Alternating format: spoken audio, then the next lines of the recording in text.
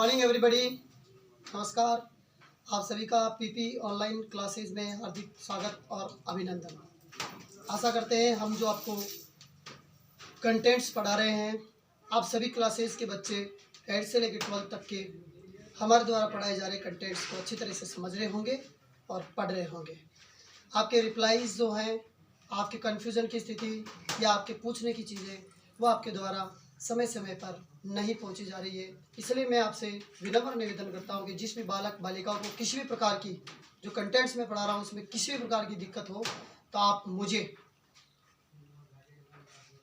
अपने ग्रुप के जरिए किसी भी प्रकार के कोई भी कंटेंट्स पूछ सकते हैं, समझ सकते हैं 24 घंटे में। आज के लिए कल हमारे टॉपिक चल रहा था डायरेक्ट इनडायरेक्ट में इंटरोगेटिव पार्ट्स चल रहे थे और डायरेक्ट इनडायरेक्ट स्पीच के अंतर्गत डायरेक्ट टू इनडायरेक्ट स्पीच प्रत्यक्ष से अप्रत्यक्ष कथन का टॉपिक अभी मैं चला रहा हूं और इस टॉपिक के माध्यम से मैं आप सभी लोगों को ये समझाने की कोशिश कर रहा हूं कि डायरेक्ट से इनडायरेक्ट को जो आजकल के बच्चे ये समझते हैं कि बहुत टफ टॉपिक है, ये बहुत ही सरल और बहुत ही आसान टॉपिक है। अंग्रेजी की व्याकरण ऐसी है, इसे एक बार अगर मन से समझ लिए ना, एक बार से तरीके और सिस्टम से समझ लिए तो मानिए लाइफ टाइम आप समझ गए। अंग्रेजी चीज़ ऐसी है, इंटरेस्ट जब तक नहीं होगा आप लोगों में तब तक आप लोग जो हैं इस चीज़ को सीख नहीं सकते। अब हेल्पिंग वर्ब से शुरू कर रहा हूँ उदाहरण के साथ। ये उदाहरण दिया मैंने।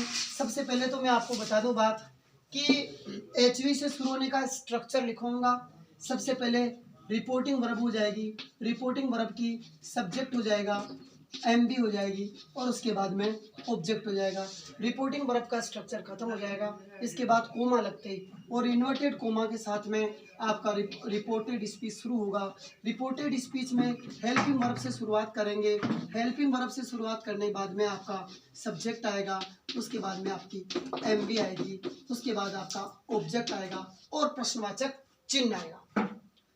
साधारण वाक्यों में वाक्य के पीछे फुल स्टॉप आता है, जबकि प्रश्नवाचक वाक्यों में प्रश्नवाचक चिन्ह जिसे इंटरोगेटिव मार्क बोलते हैं। एज वी नो कि जब हम इनको समझने लगते हैं तो स्ट्रक्चर से हम ज़्यादा लर्न कर सकते हैं। We can understand very well by learning the structures of every contents. So let's see. यहाँ पर अब मैं बिल्कुल इसी प्रकार से वाक्य लिखता हूँ कि Neha said to Mohan. Neha said to Mohan, किसने किससे कहा? This is called reporting verb. Comma inverted comma शुरू, have you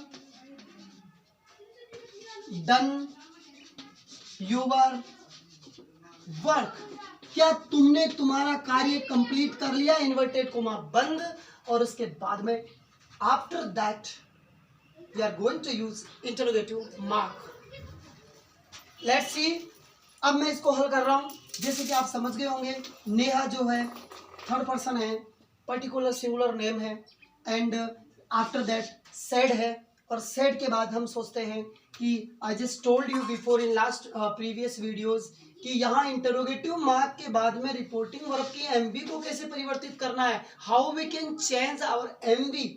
So we just need to concentrate the first word of reported speech. The first word of reported speech.